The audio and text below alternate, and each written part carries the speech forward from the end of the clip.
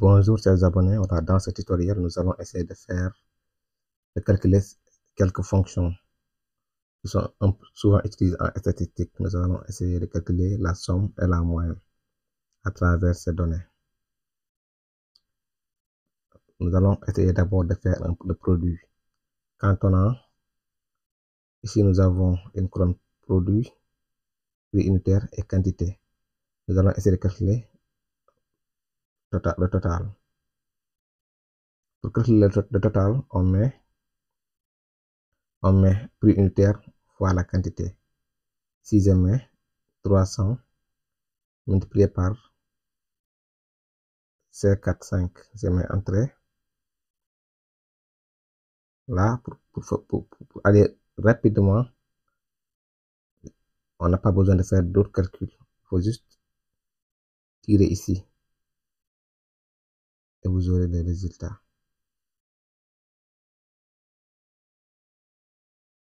Maintenant ici, pour calculer au niveau de la colonne prix unitaire, la somme de toutes ces valeurs, on met égal, on appelle la fonction somme.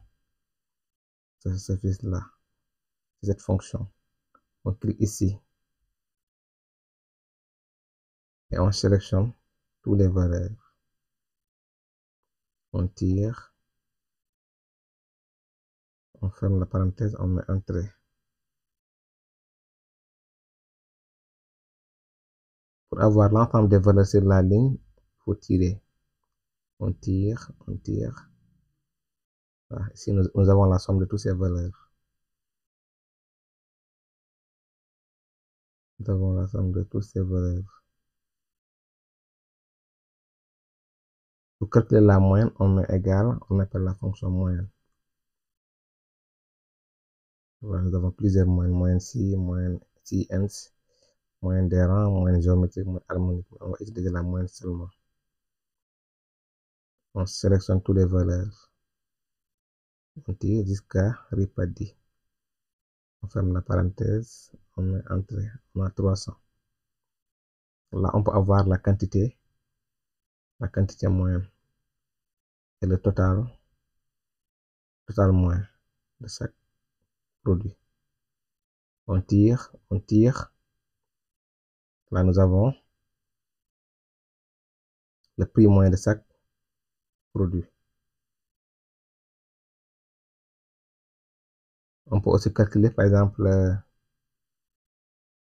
un autre paramètre utilisé en statistique. On peut, par exemple, calculer la variance. On peut mettre, par exemple, la variance. Ou bien, je mets l'écart type. On met l'écart type. On met l'écart type. Je mets égal, je mets écart type personne. On peut utiliser écart type de personne. Voilà. On peut calculer le prix unitaire. Je tire. Voilà, on ferme la parenthèse, je mets entrée. L'écart type est 81. Je tire. Voilà, là, c'est les écarts types que nous avons. Voilà, c'était tout pour aujourd'hui. On se retrouve dans une prochaine séance de tutoriel où nous allons essayer de faire tous les paramètres qui sont utilisés en statistique, notamment en statistique descriptive. Merci de t'abonner et de liker. On se retrouve dans une prochaine séance de tutoriel.